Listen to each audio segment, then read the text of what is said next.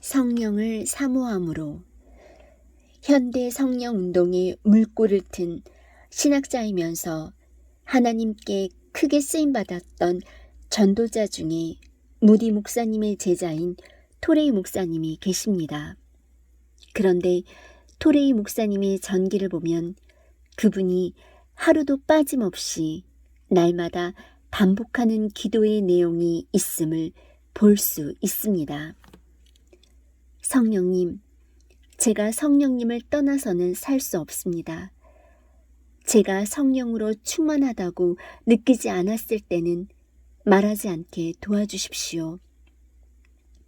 왜냐하면 성령 충만 없이 말할 때 저는 너무나 많은 실수를 하기 때문입니다. 또한 주님, 제가 성령 충만하다고 느끼지 않을 때는 인생의 중요한 결정을 하지 않게 도와주십시오. 저는 너무나 자주 그릇된 결정을 할 가능성이 있기 때문입니다. 성령님, 저를 붙들어 주십시오. 성령에 대한 사모함, 이것이 성령을 쫓아 살아가는 삶입니다. 성령으로 살아간다는 말의 반대는 육신으로 살아간다는 것입니다. 여기서 육신이라는 단어는 단순히 몸을 말하는 것이 아니라 우리 안에 있는 부패한 죄성을 가리킵니다. 때로 육신의 소욕도 경건의 모양을 가질 수는 있습니다. 그러나 거기에는 경건의 능력이 없습니다. 육신의 소욕으로 산다는 말을 쉽게 풀면 내 힘으로 산다는 것입니다.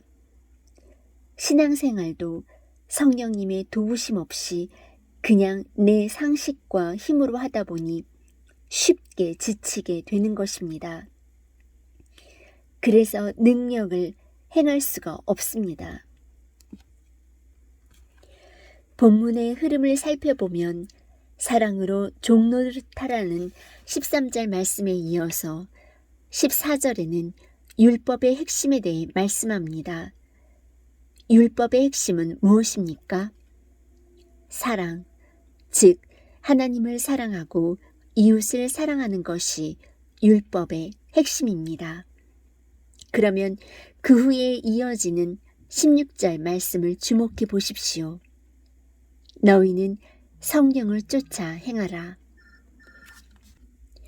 율법의 핵심인 사랑을 이루어야 하는데 그 일은 인간적인 노력만으로는 할 수 없으며 성령의 도우심이 필요합니다. 그래서 바울은 성령을 쫓아 행하라는 말씀으로 연결합니다. 존 번연의 철로역정에 보면 그리스도인인 기독도가 해석자라는 사람의 집에 들어가는 장면이 나옵니다.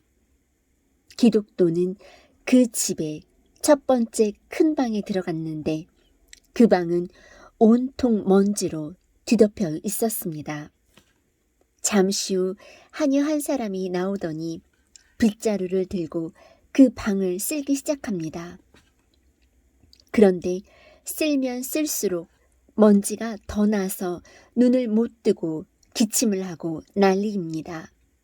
결국 그 하녀는 들어가고 다른 사람이 나왔습니다.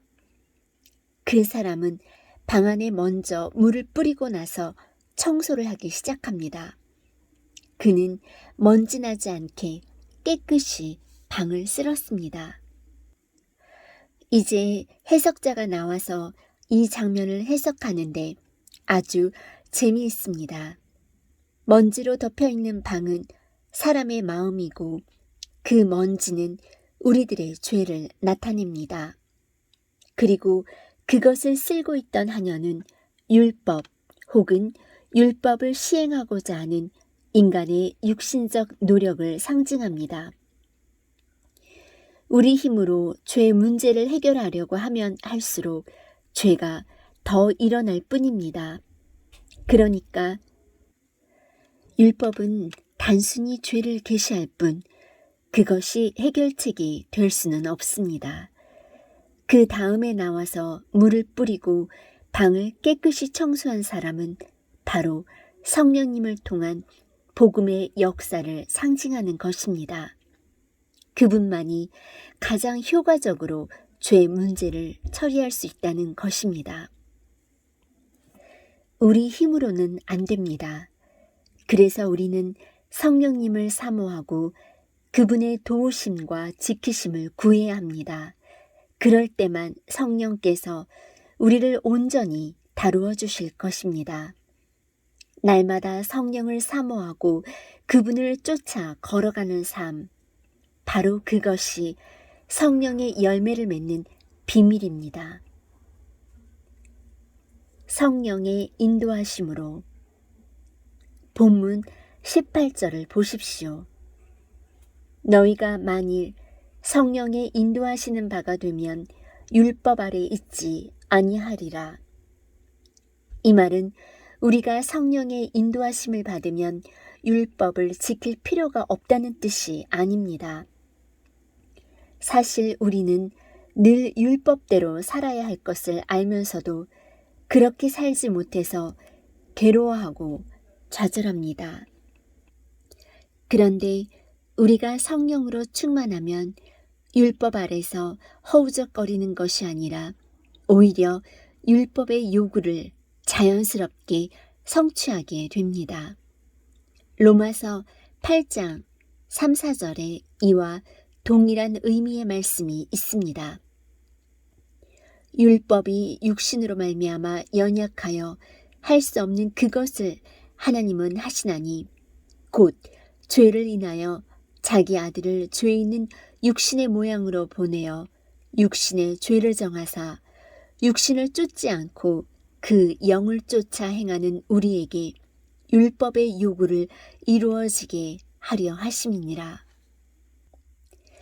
우리 마음속에 있는 죄악의 본성이 요구하는 대로 살지 않고 성령을 쫓아서 살다 보면 율법의 요구가 이루어진다고 했습니다. 성령님을 통해서 우리가 율법을 성취하게 되는 것입니다. 본문 16절에서 성령을 쫓아 행하라고 한 것은 적극적이고 능동적인 명령입니다. 반면에 18절에 성령의 인도하시는 바가 된다는 것은 소극적이고 수동적인 명령입니다. 이것은 굉장히 중요한 의미를 담고 있습니다. 즉, 우리가 하나님의 인도함을 받기 원하는 것보다 성령님이 더 우리를 인도하시기 원한다는 말씀입니다. 그러니까 성령님을 거스르지만 않으면 그분이 우리를 인도해 주십니다. 문제는 우리가 그분이 일하시도록 하지 못하고 자꾸 거스른다는 것입니다. 성령님은 사랑하는 자녀들이 아름다운 승리의 삶을 살기를 우리보다 더 간절히 원하십니다. 에베소서 5장 18절에서도 술 취하지 말라. 이는 방탕한 것이니 오직 성령의 충만을 받으라고 말씀하는데 이것은 수동태입니다. 성령으로 체험을 받으라는 것입니다. 다른 말로 하면 성령이 우리를 충만케 하기를 원하신다는 것입니다. 우리가 거스르지만 않으면 성령께서 그렇게 하십니다. 성령을 거스르는 것들. 본문 17절 이하의 말씀을 보면 거스르는 일들이 나타나 있습니다. 바울 사도는 그것을 육체의 일이라고 표현했습니다. 이런 것들만 피하면 성령의 열매는 자연스럽게 맺어집니다. 원래 열매는 조건이 갖추어지면 저절로 맺게 되는 것 아닙니까? 19절부터 21절까지 나타난 성령 충만을 저해하는 육신의 일을 존 스토트는 4그룹으로 분류합니다. 첫째, 성적인 죄로서 음행, 이성과의 부적절한 관계, 더러운 것, 비정상적인 성도착, 호색, 성에 대한 공개적인 범죄입니다. 성적인 면과 관련해서 부끄러워할 줄도 모르고 오히려 부끄러워해야 할 것을 자랑스럽게 말하는 풍조가 우리 주변에 얼마나 만연해 있습니까? 그리스도인들이 이러한 성적인 죄에 빠지면 성령 충만할 수가 없고 결국 성령의 열매를 맺을 수 없습니다. 둘째, 사교적인 죄로서 우상 숭배와 술수가 여기에 해당합니다.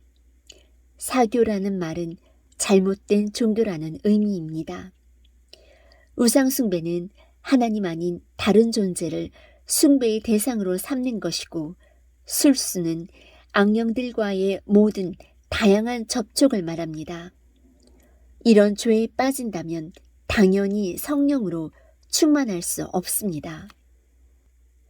셋째, 사회적인 죄 혹은 관계적인 죄로서 원수 맺는 것, 분쟁, 시기, 분냄, 당짓는 것, 분리, 이단, 여기서는 공동체를 분열시키기 위한 수단으로 끌어들인 이단을 가리키는 듯 투기가 있습니다. 이런 죄악들에 빠지면 인간 관계가 끊어지고 그러면 이웃들과의 관계에서 성령의 열매를 맺을 수 없는 것입니다. 넷째, 음주와 관련된 것으로서 술 취함과 방탕이 여기에 속합니다. 방탕은 술 취함의 결과로서 일어나는 일체의 죄악된 현상들을 일컫는 말입니다. 이런 일이 일어날 때 성령이 우리 안에서 근심하십니다. 그래서 그분은 우리가 이런 죄를 짓고자 할 때 강하게 경고하십니다. 그때 우리는 성령의 경고를 무시함으로써 그분을 소멸해서는 안 됩니다. 우리가 성령으로 충만해지는 것을 우리 자신보다 성령님이 더 원하신다는 사실을 기억하십시오. 그러므로 우리는 그분을 거스르지 않고 그분이 임하시도록 자신을 비워놓고 채워달라고 구하면 됩니다. 그러면 성령님이 반드시 채워주십니다. 어떤 특별한 현상이 없어도 성령님이 나를 붙들고 계신다는 것을 믿고 나아가면 결국은 승리하게 됩니다. 따라서 우리에게 이런 죄들을 거부하는 결단이 필요합니다. 그것이 바로 정과 욕심을 십자가에 못 박는 일이며 성령님의 인도하심을 받는 삶입니다. 결론적으로 말하면 성령 충만의 조건이 만족되면 성령의 열매는 저절로 맺혀집니다. 이제 능력의 사람으로 기독교 역사 속에 성령 충만한 삶을 산 가장 대표적인 분을 꼽으라면 저는 무디 목사님을 생각합니다. 무디 목사님의 전기를 읽을 때마다 느끼는 것은 이분이 정말 성령 충만을 간절히 사모했고 실제로 성령 충만한 생애를 사셨구나 하는 것입니다. 무디 목사님의 제자였던 토레이 목사님이 무디 목사님의 전기를 썼는데 그 전기에 보면 무디 목사님이 믿지 않는 사람들에게는 전도 설교를 했지만 신자들에게 설교할 기회가 생기면 성령에 대해 많이 강조하셨다고 합니다. 그래서 어떤 비판적인 시각을 가진 분은 자기 혼자 성령 하고 다니다니 무디가 성령을 독점하기라도 했느냐? 라고 비꼬았다고 합니다. 이때 무디를 존경했던 분이 그 사람에게 이런 흥미있는 답변을 했다고 합니다. 무디 선생님이 성령을 독점했는지는 모르지만 분명한 사실은 성령님이 무디 선생님을 독점했다는 것입니다. 토레이 목사님은 무디 목사님이 늘 이렇게 말씀하셨다고 기록합니다. 나는 신앙생활을 하면 할수록 나 자신에 대한 무력감을 더욱더 처절하게 느낀다. 내가 잠깐이라도 이기심과 교만으로 채워지는 그 순간 나는 다시 육신의 사람으로 돌아간다. 그래서 나는 때마다 시간마다 엎드려서 나를 비우게 해달라고, 나 자신을 포기하게 해달라고 기도한다. 내가 이기심과 교만을 포기하는 그 순간마다 성령님은 다시 내게 임하시고 나를 채워주신다. 그때야 비로소 나는 주께서 원하시는 일들을 감당할 수 있게 된다. 토레이는 바로 그것이 무디 목사님의 능력 있는 삶의 비밀이라고 말합니다. 우리 역시 마찬가지입니다. 무력감과 연약함을 느끼고 육신으로 사람으로 돌아오는 내 모습을 발견할 때마다 우리도 무디 목사님처럼 엎드려 기도함으로써 성령께서 임하시도록 그분을 사모해야 합니다.